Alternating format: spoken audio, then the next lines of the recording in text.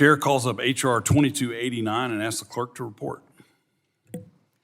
H.R. 2289, a bill to provide that an eligible facilities request under Without section... objection, first reading of the bill is dispensed with, and the bill will be open for amendment at any time.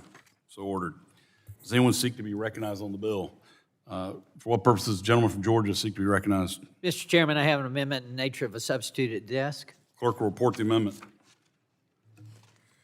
Amendment in the nature of a substitute to H.R. 2289, offered by Mr. Carter of Georgia. Strike all after the enacting clause. Without objection, the reading of the amendment is dispensed with, and the gentleman is recognized for 5 minutes in support of the amendment.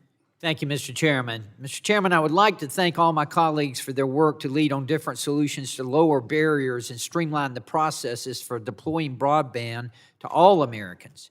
This amendment includes several provisions authored by my Republican colleagues addressing everything from duplicate or unnecessary environmental reviews, limiting unnecessary application fees, and providing certainty on the timelines for reviewing permitting requests.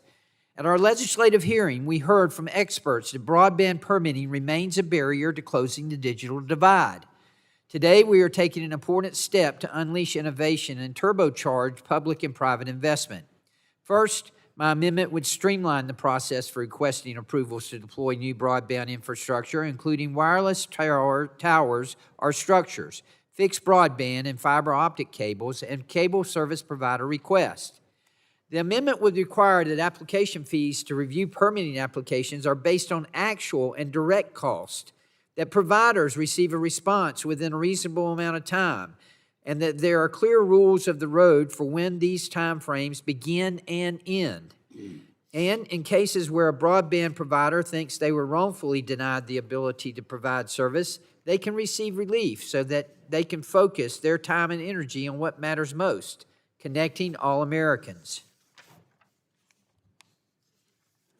Second, my amendment will streamline the process for requesting approval to upgrade existing infrastructure, including adding 5G to existing 4G towers, upgrading old copper lines to fiber, or deploying Open RAN compatible technologies that will help trusted equipment vendors develop an alternative to Chinese vendors like Huawei and ZTE.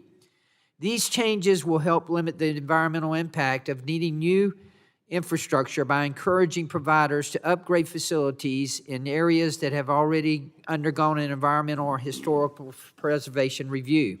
Finally, my amendment will ensure that environmental reviews for broadband deployments are proportional to the level of deployment taking place. In cases where broadband providers are simply upgrading infrastructures in right-of-ways that have already been disturbed by other communications or electric utility infrastructure, an environmental review has already been undertaken and the land has already been disturbed.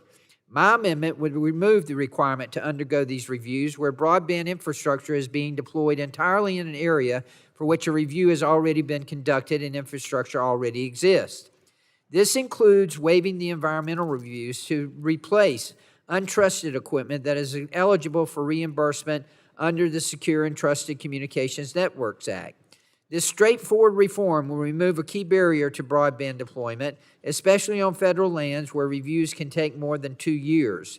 This amendment combines legislation led by every one of my Republican colleagues on this committee, and I would like to thank them for their thoughtful proposals to bring affordable broadband to their communities quickly and ensure that taxpayer dollars are not wasted on more red tape.